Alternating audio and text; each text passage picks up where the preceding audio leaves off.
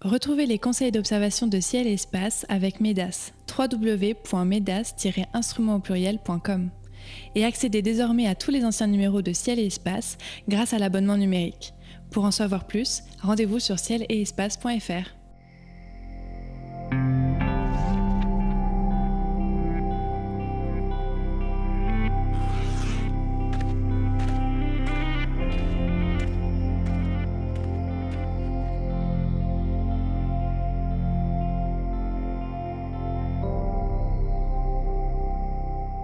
Bonjour et bienvenue sur les podcasts de Ciel et Espace pour une nouvelle émission consacrée aux éphémérides. En ce mois d'août 2023, le mois des Nuits des Étoiles, c'est le 11, le 12 et le 13 août, voici les spectacles du ciel que Cyril Birnbaum, Sébastien Fontaine et moi-même vous conseillons d'observer. Le coucher de soleil dans l'Arc de Triomphe à Paris les 7, 8, 9 août. Un joli rapprochement entre Jupiter et la Lune est prévu le 8. Les étoiles filantes Perséides seront à leur maximum dans la nuit du 12 au 13 août. La Voie lactée assure le spectacle vers minuit autour du 20 août et Saturne passe à l'opposition le 27. Nous commenterons tous ces événements en compagnie de nos deux chroniqueurs et bien sûr, ne manquez pas à la fin de cette émission leur coup de cœur. Bonjour messieurs. Bonjour. Bonjour. Alors Sébastien, vous avez la parole comme chaque mois en début d'émission. Dans votre chronique mensuelle, vous nous conviez pour quelques minutes à nous retourner sur le passé de cette belle discipline qu'est l'astronomie. Quel est le sujet que vous allez aborder aujourd'hui ?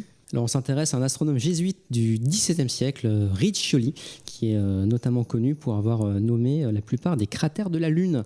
On est à une époque où les observations débutent, du moins les observations instrumentales débutent, puisque Riccioli est né en 1598. Et il est d'ailleurs le fondateur de l'Observatoire de Bologne en 1636 et donc il va observer le ciel avec une lunette comme Galilée ou quelques autres l'auront fait un petit peu avant lui. En 1650, c'est lui qui, pour la première fois, publie le fait que Mizar est une étoile double. On imagine bien sûr que d'autres personnes avaient remarqué avant, mais en tout cas, c'est le premier à l'écrire. Donc, la découverte lui revient de fait. Et en 1651, c'est là où ça va devenir intéressant.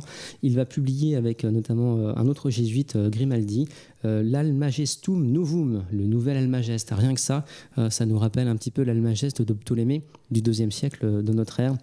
Et donc, dans cet Almageste, eh bien, il va attaquer le système de Copernic. Il attaque gentiment quand même, puisque très vite, il admet qu'en tant qu'hypothèse, l'héliocentrisme proposé par Copernic est bien plus élégant et plus simple que le système géocentrique de Ptolémée.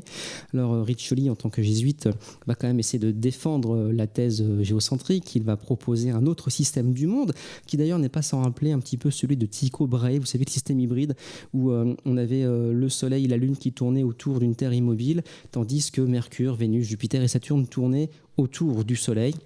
Dans le système de Riccioli, eh bien, on a la Lune, le Soleil, Jupiter et Saturne qui tournent autour de la Terre, et Mercure, Vénus et Mars qui sont des satellites du Soleil. Enfin bon, on n'en finit pas de révolutionner un petit peu la vision du monde. On retrouve là des systèmes encore plus compliqués que les épicycles et les déférents développés par Ptolémée dans l'Almageste pour rendre compte un petit peu des mouvements des planètes, notamment de la boucle de rétrogradation de Mars.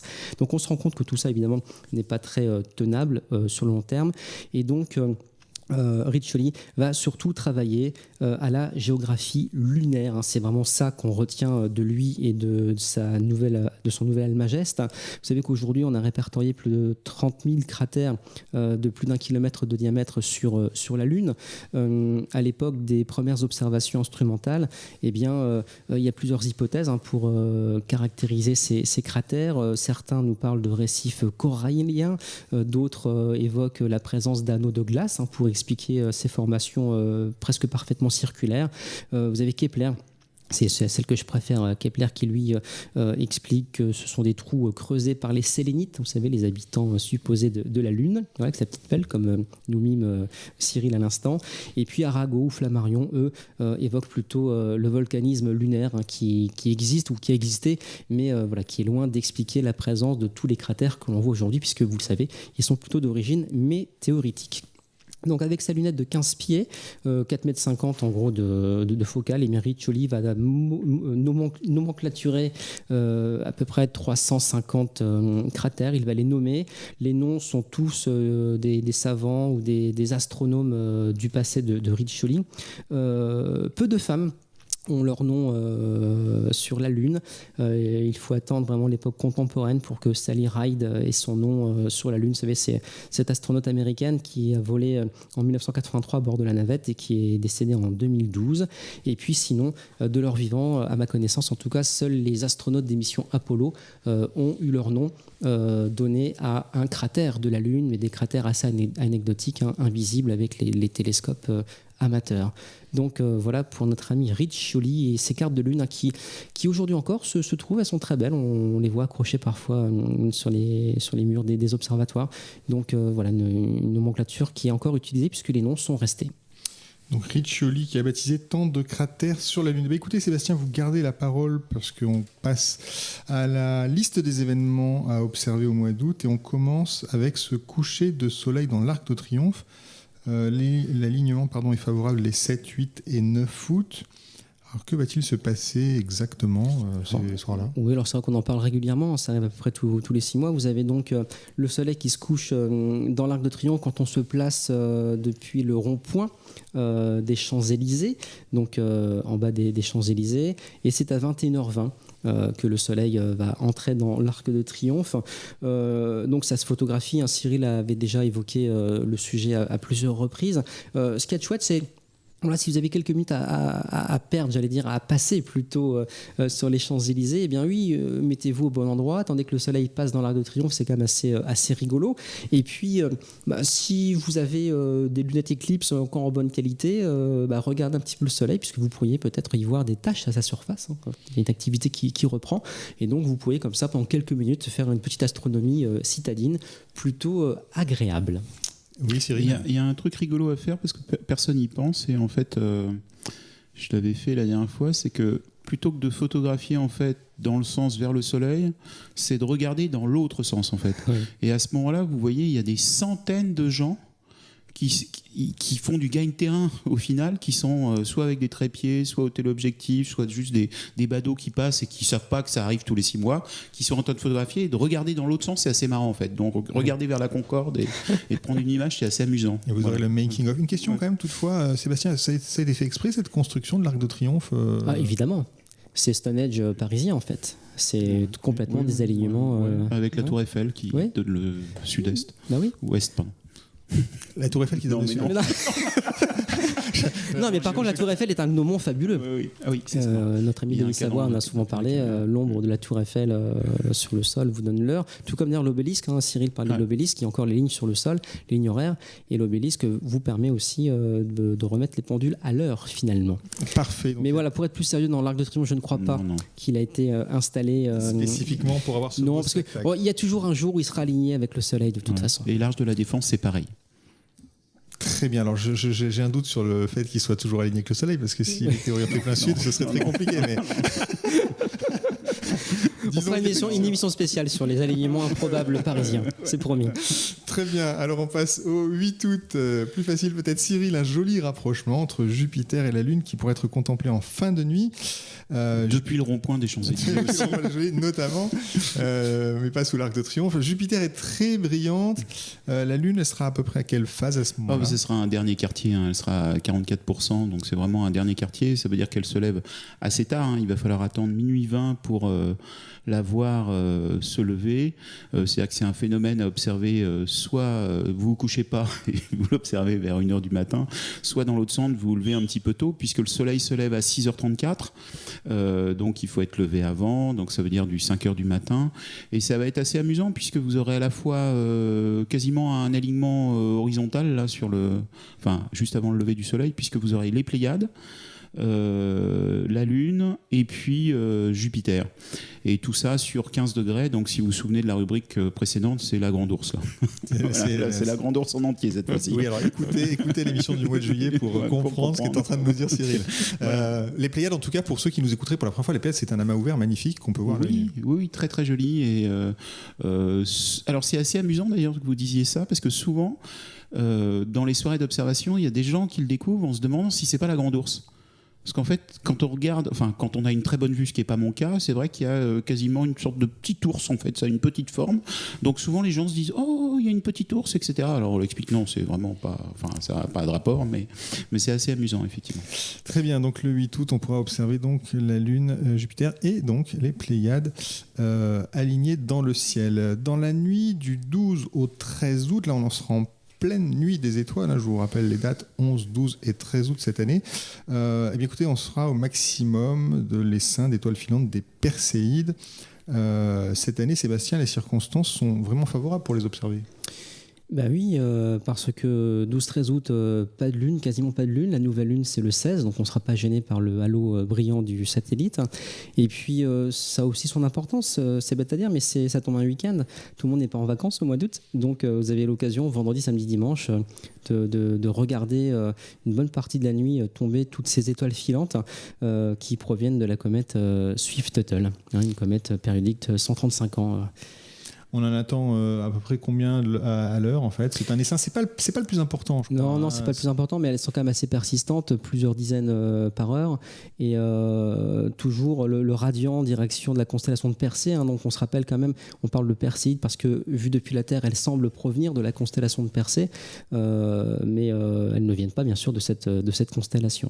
Donc l'astuce pour essayer de bien voir les étoiles filantes, c'est allongé dans l'herbe, dans un transat, un hamac, on ne s'endort pas, les yeux grands ouverts sur la voûte céleste, et puis on attend que ça tombe et on en verra, c'est certain, y compris en ville, puisque les plus lumineuses sont parfaitement visibles à l'œil nu, même dans le ciel d'une ville comme Lyon, Marseille ou Paris. Donc prévoyez une chaise longue, un plaid, et puis essayez de regarder ces étoiles filantes, et puis on peut aussi les photographier. Je rajoute une précision, le hamac, il ne faut pas qu'il soit sous 2 arbres. Alors sans feuilles, 2 poteaux, vous coupez les Perséides d'hiver. Soyons plus sérieux, Cyril, on peut photographier les Perséides, on peut garder un souvenir de ces soirées. C'est super facile. Donc un appareil photo, il faut le débrayer complètement. C'est-à-dire qu'il faut être tout en manuel. En manuel, oui. Manuel à la fois sur la vitesse, manuel à la fois sur l'ouverture. Donc il faut ouvrir au maximum, c'est-à-dire que c'est le chiffre le plus petit, là. Donc le diaphragme ouvert au maximum qui va capter l'entonnoir à lumière qui va prendre le plus possible de lumière. Un temps de pause assez long, mais plus vous allez faire long, plus vous allez mettre en évidence la rotation terrestre, donc vous aurez plus des étoiles ponctuelles mais des petits traits. Pour donner un ordre de grandeur, c'est en général une dizaine de secondes sur un 20 mm, ou en gros l'ordre de grandeur c'est ça. Pour pas avoir les étoiles bouger. Pour pas avoir les étoiles bouger, ouais. Sinon ça fait plein de petits traits et une éventuelle grande étoile filante. Il va falloir mettre la sensibilité avec un grand chiffre, donc quasiment pas au maximum, parce qu'après ça fait du grain du bruit thermique, on va dire, sur l'appareil. Donc ça veut dire que vous êtes peut-être à 2000 ISO, 2500 ou un peu plus si vous avez un boîtier moderne. Vous pointez, si possible, avec en bas de l'image un peu d'horizon pour que ce soit joli, donc pour avoir une référence. Donc on se souvient très bien de certaines photos qu'on a vues dernièrement où il y a l'horizon, un arbre et une étoile filante qui traverse le ciel. C'est toujours beaucoup plus joli d'avoir un peu un premier plan. On fait bien attention quand on a débrayé l'appareil à être sur l'infini, ce qui peut être assez compliqué en fait, parce que nos vieux boîtiers manuels permettaient d'avoir une bague qui nous permettait de tourner l'objectif et d'aller jusqu'à l'infini, et même de bloquer sur l'infini et de ne pas pouvoir dépasser. Maintenant, avec tout ce qui est boîtier hybride, etc., vous êtes quand même souvent obligé de faire une pré-mise au point sur quelque chose à l'infini, soit à la tombée de la nuit ou une lampe ou quelque chose un peu loin, et puis après de scotcher, de passer en mode manuel et de bloquer tout pour être sûr qu'on est bien sur l'infini. Sinon, ce que vous pouvez faire, c'est prendre vous mettre sur Live View, ce qui vous donne l'image en direct de ce que vous êtes en train de photographier, de pointer une étoile brillante, non pas zoomer, mais de zoomer numériquement sur l'écran au maximum, de faire la mise au point, de la bloquer, donc vous étiez en manuel, et à partir de là de pointer correctement. Ça, c'est l'autre solution qui marche assez bien. Et puis après, vous utilisez souvent maintenant sur les boîtiers modernes, il y a un intervallomètre, et vous faites des photos régulièrement, et puis au petit bonheur la chance, vous pouvez en avoir une qui passe, et c'est quand même assez facile au final. Ce qui est sûr, c'est que c'est comme dans les supermarchés. Ah. Oui, exactement comme dans les supermarchés, c'est pas la peine de changer de fil.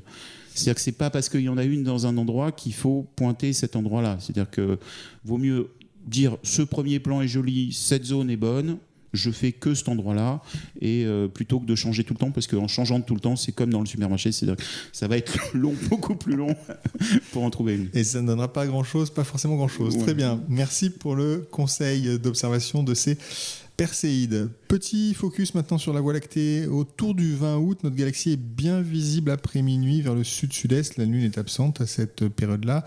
Sébastien, vous nous emmenez faire une petite promenade aux jumelles dans la Voie lactée ? D'accord, très bien. Alors la Voie lactée, donc cette grande arche blanchâtre qui coupe le ciel d'un horizon jusqu'à l'autre, remplie d'étoiles. Donc déjà, la première chose, quand on pointe sa paire de jumelles en direction de la Voie lactée, eh bien, c'est qu'on comprend de quoi elle est faite. Les jumelles commencent à résoudre la Voie lactée en points, en étoiles. On les compte pas d'ailleurs, tellement il y en a, évidemment.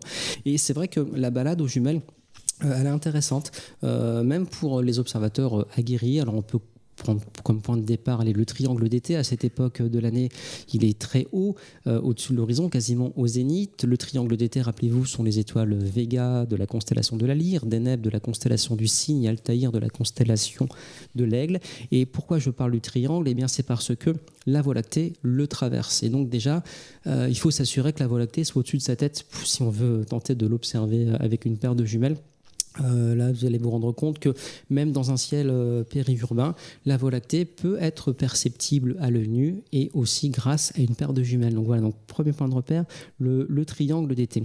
Alors tant qu'on est dans le triangle, eh bien vous pouvez très bien vous perdre un petit peu dans les étoiles du triangle vers la constellation de la Flèche ou du Dauphin, mais surtout aller dans le Petit Renard pour débusquer M27, cette nébuleuse planétaire perceptible à l'œil nu et bien visible dans une paire de jumelles. On voit assez nettement les contours de sa forme.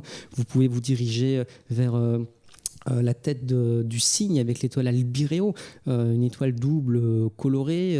Alors l'idéal, c'est quand même d'utiliser un petit instrument d'observation autre que des jumelles, mais malgré tout, on se rend vite compte avec un faible grossissement qu'on a affaire à deux étoiles, l'une plutôt jaune orangée, l'autre plutôt bleutée. Si vous descendez vers l'horizon sud, vous allez atteindre les constellations du Sagittaire et du Scorpion. Là, on va plutôt viser du côté du bulbe galactique, ça veut dire le centre de la galaxie. Et je pense qu'autour du Sagittaire, vous avez pléthore d'objets du ciel profond comme M8, M20, vous savez, la lagune et la Trifide. Et je crois que ce qu'il faut faire avec sa paire de jumelles, il ne faut pas se dire, tiens, je vais observer tel ou tel objet. C'est vous prenez vos jumelles, vous promenez dans la Voie lactée, et quand vous tombez sur quelque chose, eh bien vous cherchez dans votre mémoire à identifier l'objet que vous observez. Sinon, bien, vous recherchez l'objet sur une carte du ciel, une application, que sais-je encore. Mais en tout cas, c'est plutôt comme ça qu'il faut faire. Et c'est vrai qu'en se dirigeant vers la partie centrale de la Voie lactée, vers le bulbe, vers la constellation du Sagittaire, eh bien, vous allez tomber sur des dizaines d'objets perceptibles dans une paire de jumelles. On peut vraiment y passer beaucoup de temps. Très bien, écoutez, équipez-vous de jumelles et puis plongez plutôt dans la Voie lactée autour du 20 août. Effectivement, c'est un spectacle qui est magnifique. Et y aller au petit bonheur la chance, je suis d'accord avec vous, c'est la meilleure façon de... Bah oui, on se perd, mais on s'y retrouve. En fait, c'est ça qui est rigolo. Même quand on connaît le ciel, parfois on dit, mais tiens, mais ça, j'ai déjà vu ce truc-là, mais c'est quoi cet alignement, ces petits astérismes, et on prend du plaisir à s'y retrouver. On termine ce tour d'horizon du mois d'août avec Saturne. La planète aux anneaux passe à l'opposition le 27, c'est-à-dire qu'elle se lève quand le soleil se couche et réciproquement. Cyril, que peut-on voir de Saturne avec une petite lunette en ce moment ? On verra les anneaux, bien sûr. En fait, ça va être plutôt chouette. C'est-à-dire que vous allez avoir le disque et autour cet anneau qui entoure Saturne. Mais ce qu'on peut voir aussi, c'est un des satellites avec une petite lunette. C'est-à-dire que vous pourrez voir un petit point qui est Titan. Alors comment être sûr que c'est Titan et pas une étoile qui serait complètement à l'arrière ? Donc il y a plusieurs solutions. Une solution consisterait à pointer, c'est-à-dire faire un petit croquis pointer la position de Titan et puis regarder le lendemain ou 2 jours après, enfin regarder régulièrement si ça s'est déplacé. Et l'autre solution qui est quand même beaucoup plus simple, c'est de télécharger une appli. Vous avez Gaz Giant qui marche assez bien sur quel que soit votre smartphone et qui vous permet, bon alors déjà de choisir la géante. Donc là, il faut choisir Saturne. Et à ce moment-là, en fait, en choisissant Saturne, vous aurez la position des différents satellites. Donc sur une petite lunette, vous aurez Titan facilement. Si vous utilisez un télescope de 20 cm, là, ça devient un peu plus rigolo puisque vous commencerez à voir en fait la division de Cassini, c'est-à-dire que les anneaux sont séparés en deux. Sur les 2 extrémités des anneaux, avec un 20 cm, vous verrez même la division de Encke, donc 2 petits traits aussi sur les bords. Vous commencerez à voir aussi un petit peu des stries sur la planète. Et puis là, vous verrez beaucoup plus de satellites. Donc pareil, avec l'appli, vous vous amuserez à déterminer donner un nom aux différents satellites. Pensez bien que il peut y avoir des effets de retournement, c'est-à-dire que un télescope ou une lunette reste de l'optique, donc vous pouvez avoir des images inversées. Certains mettent des renvois coudés, donc c'est inversé que dans un sens et pas dans l'autre, enfin plutôt remis dans le bon sens. Donc il faudra peut-être que vous tourniez votre smartphone pour arriver à déterminer correctement quel est le satellite. Parce qu'il peut y avoir des blagues de symétrie qui font qu'on se trompe facilement. En tout cas pour Titan, c'est quand même un phare à côté de Saturne, donc c'est celui qui vous aidera facilement à orienter votre smartphone. Très bien, des anneaux de Saturne dont je rappelle la taille, 300 000 km, ils couvriraient pratiquement tout l'espace entre la Terre et la Lune, si on les mettait autour de la Terre, et pourtant ils font que quelques dizaines de mètres d'épaisseur, et c'est incroyable qu'on les voit si bien de si loin. Écoutez, je crois qu'on en a à peu près terminé en fait avec cette série d'observations du mois d'août. C'est l'heure de la chronique photo, Cyril. Donc vous gardez la parole puisque vous nous conseillez chaque mois sur la meilleure façon de réussir une astrophoto en partageant vos astuces, voire en livrant vos secrets, et c'est déjà arrivé. Ce mois-ci, quel est le thème de votre chronique ? Alors mon thème c'était de parler de Nord-America, donc parce que Sébastien était justement dans la Voie lactée et entre autres au-dessus de Dumble, là, de M27, donc on n'est pas très loin. Mais juste avant, comme on était sur Saturne, je reprécise qu'on peut la photographier aussi. Ah bah oui, bien sûr. On n'en a pas parlé aujourd'hui, mais donc c'est-à-dire qu'il y a plusieurs solutions. Alors il y a la solution à l'arrache avec un smartphone, quand on est vraiment débutant, et ça marche quand même particulièrement bien. C'est vrai que c'est bien d'avoir un support à son smartphone pour pouvoir aligner correctement le smartphone avec l'oculaire. J'ai déjà vu des gens derrière des Dobson, donc ces télescopes un peu boîte à savon, facilement démontables et déplaçables et utilisables par n'importe qui, mettre un smartphone et sortir des images où on voit les anneaux, et ils sont très contents, donc vraiment débutants. Bon, les meilleures solutions étant effectivement d'utiliser soit des caméras, soit des petites caméras exprès, soit des appareils photo, idéalement en mode vidéo, ce qui vous permet en fait d'accumuler un maximum d'images et puis après de sélectionner les bonnes images, de stacker, donc d'additionner ces images, etc.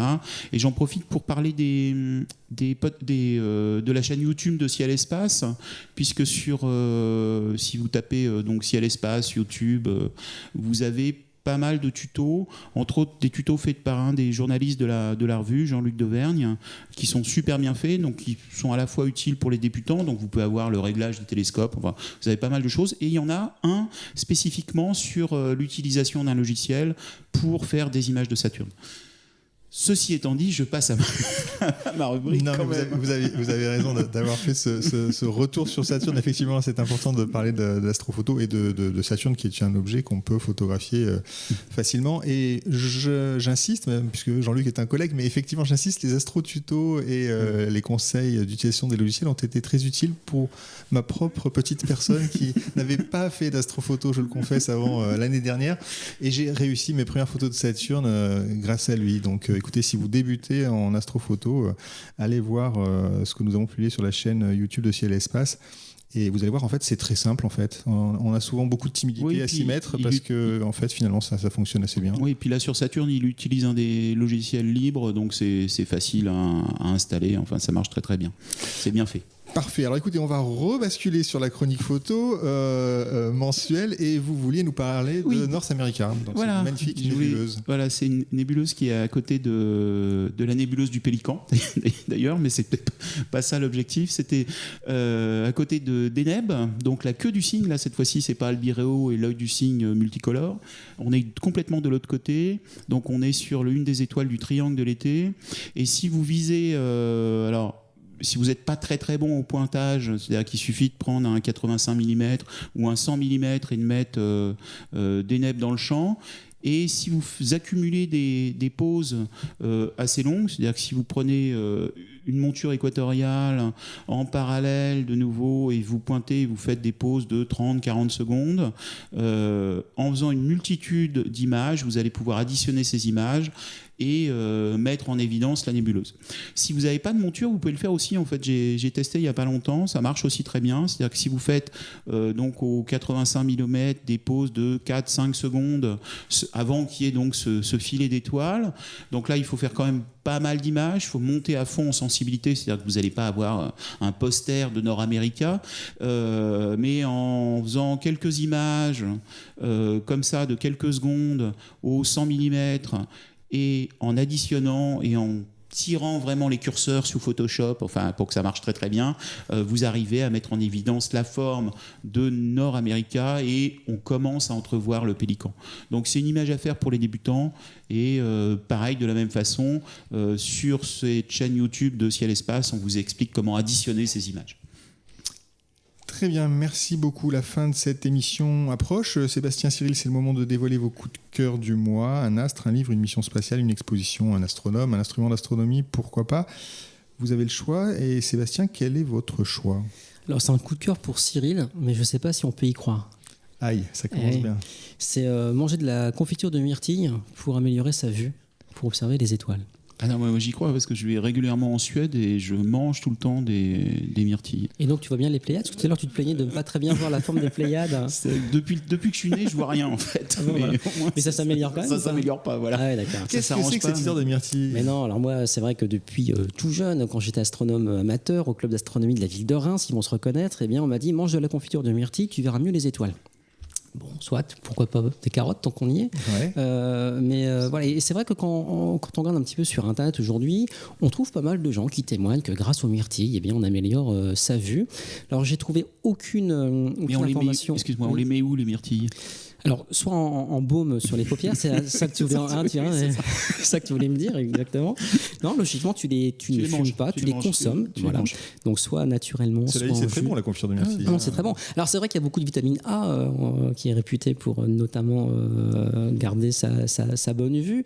Mais c'est vrai que voilà, cette espèce de légende que moi, en tout cas, j'entends depuis fort longtemps, comme quoi les myrtilles seraient bonnes pour la vue. Quand on traîne sur certains forums dédiés à l'astronomie, on voit passer ce genre d'informations. Donc moi, j'ai trouvé aucune info scientifique, aucune étude fiable, que j'estime être fiable, démentant ou non c'est la valeur apportée par la consommation, la surconsommation de myrtille. Et du coup, je demande aux auditeurs, pour ceux qui nous écouteraient, qui auraient envie de participer à ces podcasts, eh bien, de nous dire s'ils pensent que ça fonctionne et si les gens ont des informations sur les myrtilles, est-ce que oui ou non ça améliore la vue. Alors ça peut pas faire de mal, donc je pense qu'on peut inviter les gens à consommer des myrtilles. Je pense pas qu'on raconte une grosse bêtise en leur demandant de les manger. Allant régulièrement en Suède, je vois que les myrtilles suédoises sont différentes des myrtilles qu'on achète en France et qui sont des gros trucs américains sans goût quasiment. Est-ce que tu conseilles plutôt des myrtilles du Nord? Non, de la vraie myrtille des Vosges ou des montagnes. Je crois qu'il y a des myrtilles amagobulaires, il y a des myrtilles galaxies lointaines. Alors voilà, on n'a pas encore lancé l'étude aussi loin, mais j'en suis sûr, David Fossé, que votre expertise est indispensable sur la question. Et moi, ce dont je suis sûr, c'est que notre coup de cœur ira à l'auditeur, peut-être un ophtalmologue, pourquoi pas, qui viendra, qui pourra nous écrire pour nous raconter, nous dire au moins si c'est effectivement une légende ou si effectivement. Moi, je voudrais savoir, et donc je profite de ce micro pour. Voilà, exactement. Et pour les carottes, tu lances quelque chose ou pas? C'est pour les fesses, mais on en parlera la prochaine fois. Bon, très bien, merci pour ce coup de cœur, ma foi, fort original. Cyril, est-ce que vous avez un coup de cœur un peu plus, sérieux? Merci. Sérieux. Alors, pas de carottes, pas de myrtilles pour moi. Non, j'ai plein de coups de cœur en fait. C'est comme c'est l'été, il y a plein de choses à faire. Donc c'était compliqué pour moi de choisir. Alors déjà, c'était pour dire qu'on a 2 nouveaux planétariums en France quand même. Ah oui. Il y en a 3 qui vont arriver par la suite, mais déjà les 2 premiers, c'est un Strasbourg qui est complètement refait, numérique, et qui vient d'ouvrir depuis un mois au final. Et puis on a celui de Douai aussi, qui vient aussi d'ouvrir, et ils ont une programmation enfant tous les deux qui est assez intéressante, que ce soit au Jardin des Sciences à Strasbourg, où ils font une séance Au-delà du Soleil, là, qui est un film qui traite un sujet qui vous est cher sur les exoplanètes, donc vraiment pour enfants. Et puis un autre donc à Douai, le planétarium s'appelle Orionis, et celui-ci, alors c'est plus classique, mais donc il y a effectivement les séances avec le petit pingouin Polaris qu'on a tous régulièrement vu, mais ils mettent un film sur les dinosaures aussi. Je trouve ça assez malin, donc peut-être qu'on fera aussi pareil dans nos musées parisiens. Voilà. Et puis ne pas oublier la Nuit des Étoiles, bien sûr. Donc tu l'as dit, enfin vous l'avez dit tout à l'heure, les 11, 12 et 13 août, et les observations pour les habitants de Paris, ceux qui partent pas en vacances. Là, faut penser qu'on a Paris sous les étoiles tout l'été, donc rendez-vous sur le site de l'AFA Astronomie pour avoir les dates et les parcs, sachant qu'il y a 2 ou 3 observations par semaine, et avec sans doute la canicule qu'il y aura, ça sera bien d'être dehors. Très bien, merci pour ces coups de cœur. J'ajoute personnellement que le hors-série de Ciel Espace intitulé Débuter en astronomie, eh bien, il est toujours en kiosque. Il y a notamment sa carte plastifiée du ciel pour un peu se repérer parmi les étoiles et puis de la Lune. De même, évidemment, que notre numéro d'été que vous trouverez facilement avec sa couverture consacrée aux satellites de cosmologie Euclide. Donc rendez-vous en kiosque pour comprendre ce qu'il s'est passé il y a 6 milliards d'années. Vous savez qu'il y a 6 milliards d'années, l'accélération de l'expansion de l'univers s'est soudainement accélérée. Et Euclide va essayer de comprendre pourquoi. Voilà. Peut-être une histoire de myrtille. Sans doute. Merci messieurs pour ces magnifiques commentaires et pour cette expertise dont nous avons beaucoup profité ce mois-ci. Les éphémérides de Ciel et Espace sont terminés pour ce mois-ci. Merci à Nicolas Franco qui était à la technique. Cette émission était présentée comme chaque mois par David Fossé. Je vous donne rendez-vous à la rentrée. Et d'ici là, bonnes observations, bonne nuit des étoiles. Et bien sûr, si ce n'est déjà fait, songez à vous abonner à Ciel et Espace. À bientôt.